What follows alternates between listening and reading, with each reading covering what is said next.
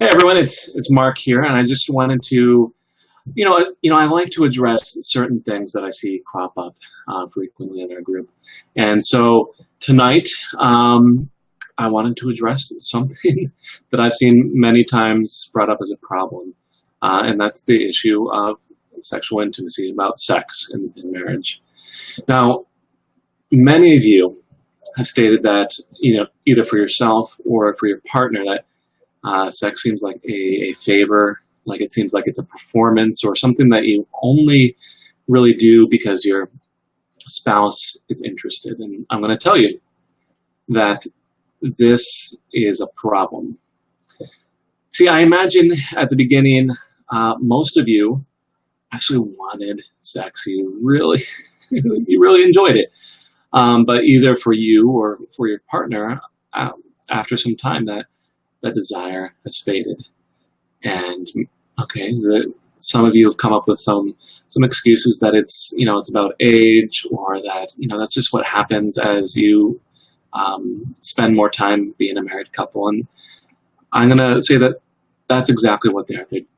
Those are just excuses, because it's not about age, and it's not just about being married for a certain amount of time. Those are excuses. See, there are many things that contribute to a poor sex life. Anxiety, tension, fights, stress, a busy schedule. These things all kill desire. There's lots of other things that can really go into what is causing problems in your sex life. So I just wanted to give some general tips, some general ideas about how to get pleasurable sex back in your marriage. And I wanted to start off with the idea of sex versus sensuality. We all kind of had an idea of what sex is, but when I'm talking about sensuality, I'm talking about, when people talk about sensuality, they're thinking about, okay, those back rubs, the nice smelling oils that might be, seeing something really beautiful. It's something that really pleases the senses. It can also be a lot of the little things that really give you that emotional feeling, the holding hands, cuddling, the flirting. And, I bet in the beginning that you had a lot of sensuality in your relationship. You probably held hands. You probably snuggled. You probably flirted. You probably did a lot of that romantic stuff. And you wonder, okay, why was our sex so great at one point and now it's not? In part, is going to be because, after time, things get busy. You have less time for each other. You tend to focus less on each other. And a lot of those extra romantic things, sensual things, drop out.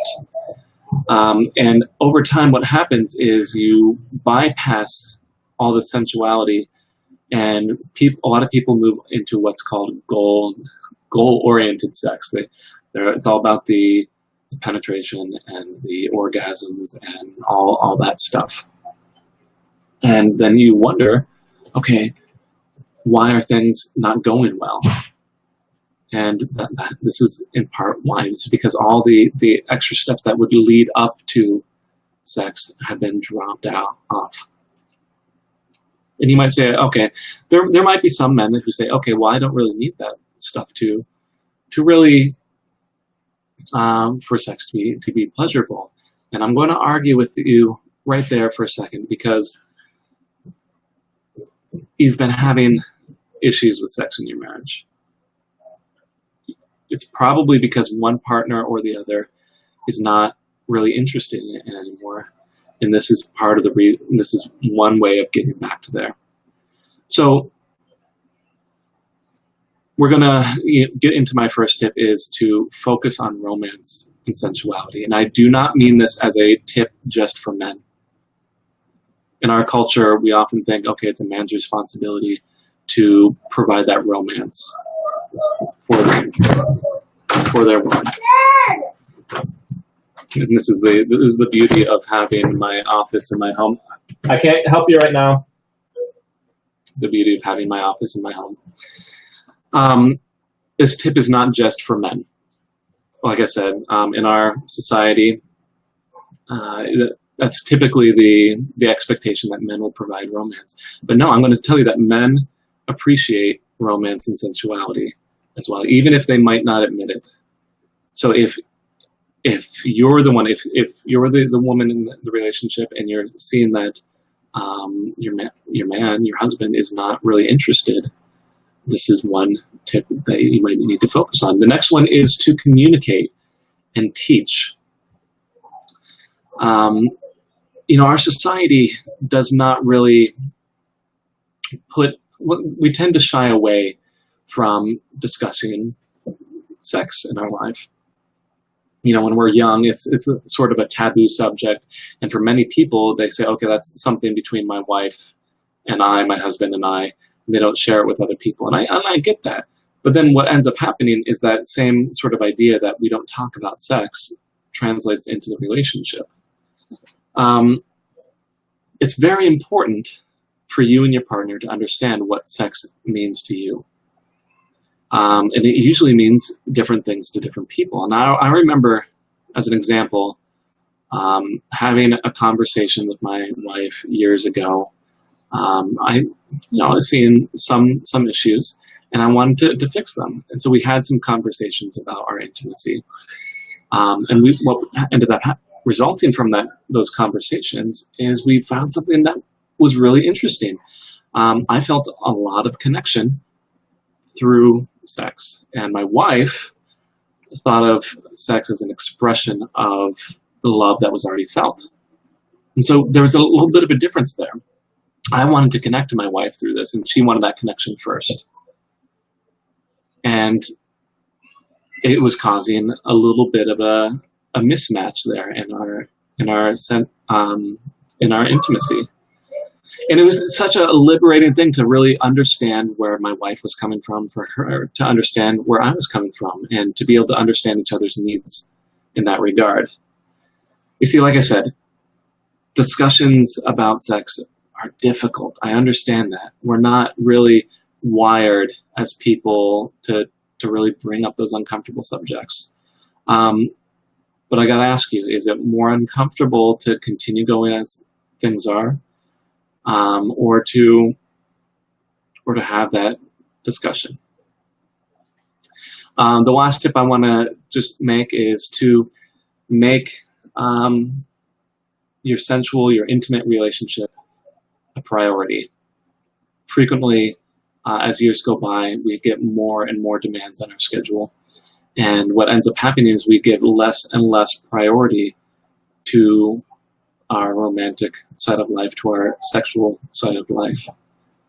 And so when I say that, I don't just mean, okay, get the deed done and get it over with. That is not making it a priority. That is checking it off your checklist.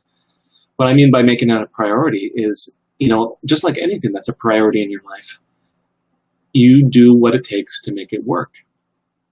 I imagine if your children were having problems, you wouldn't just say, okay, I'm going to go have a quick conversation with them, and I'll check that off my list and I'll be done with it, and wonder why that child remains unhappy or continues to have problems. No, you would, if you really had your child as a priority in your life, you would go and research, you would go and ask professionals for help, you would have conversations with that child, you'd have some genuine concern, and the same regard needs to be given to your intimate life, to your sexual life. So many of you are stuck with this in this situation. And the thing is, you might have had arguments about this. You might have had a lot of arguments about this. And I'm going to guess that a lot of those arguments are only really touching the surface issues. And that's why it hasn't been solved. So just to recap, focus on sensuality, on romance. I want you to communicate with each other, teach each other what sex means to you and how you need to teach your partner how to please you. And you need to make this a priority in your life. Now, these things it's just touching the surface, just touching the surface of the problem. And really, this sort of format is not the format for really diving deep and fixing these sort of issues. But like I said, I wanted to address a few things. If you need some extra help, please contact us, either myself, Mark Johnston, or Heather Cho. We would love to help you and see if we can get you pointed in the right direction. All right. Thank you all for listening, and I hope you have a good evening.